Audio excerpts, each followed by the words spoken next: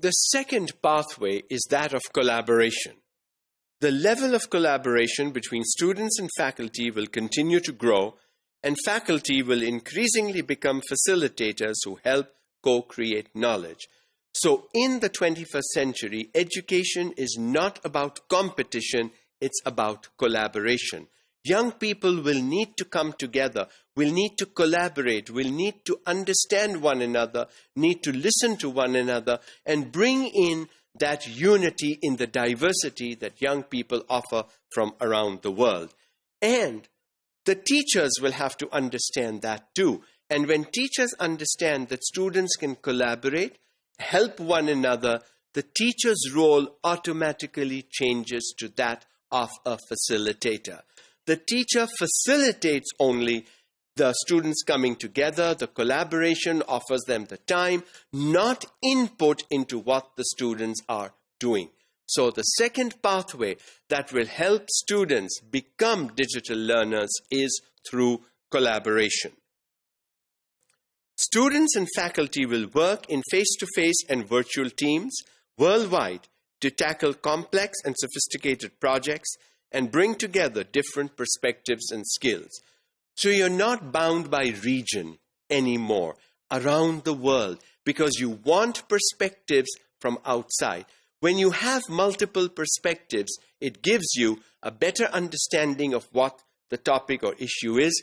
It helps you to better find a reasonable collaborative solution to what you're trying to do and to work together as a team.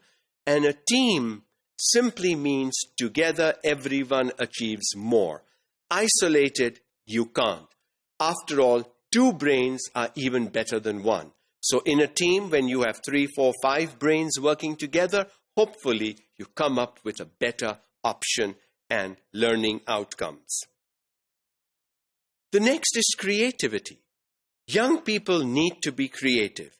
By integrating the technology that students use, admire, and aspire to, education institutions will appeal to digital natives, driving innovation and enthusiasm and setting students on a path to success.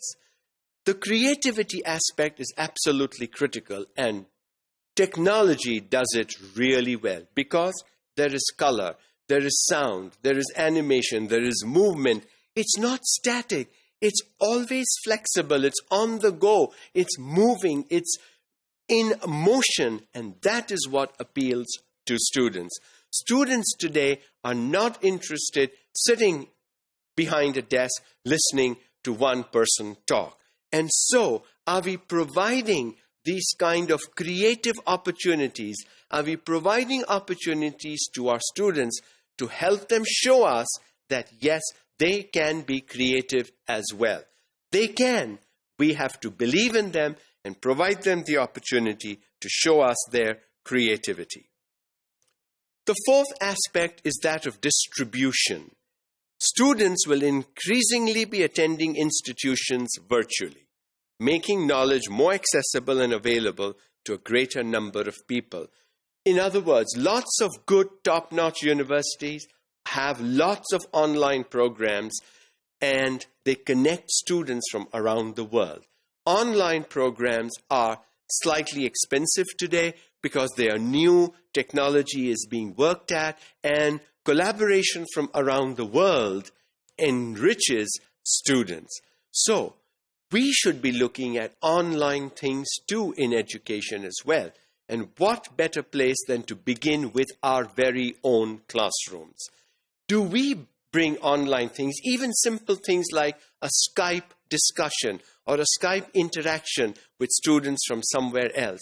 Why don't we connect our students, 2 or 3, with 2 or 3 students in another part of the world, have them talk on Skype maybe at night at home, and let these 2 or 3 student teams come together and share what they learned, what different, additional, new, unique perspectives they learned through this Skype interaction, other than simply learning from the textbook or the physical teacher in the classroom.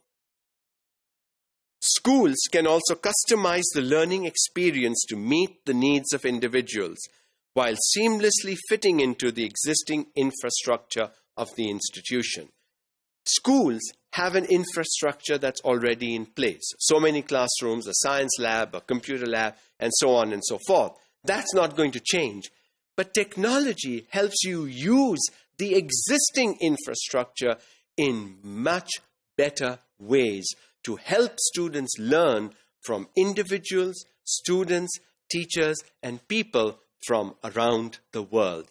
Let's open the doors of global learning for our students so that they get a wider perspective and a larger horizon to explore as they learn.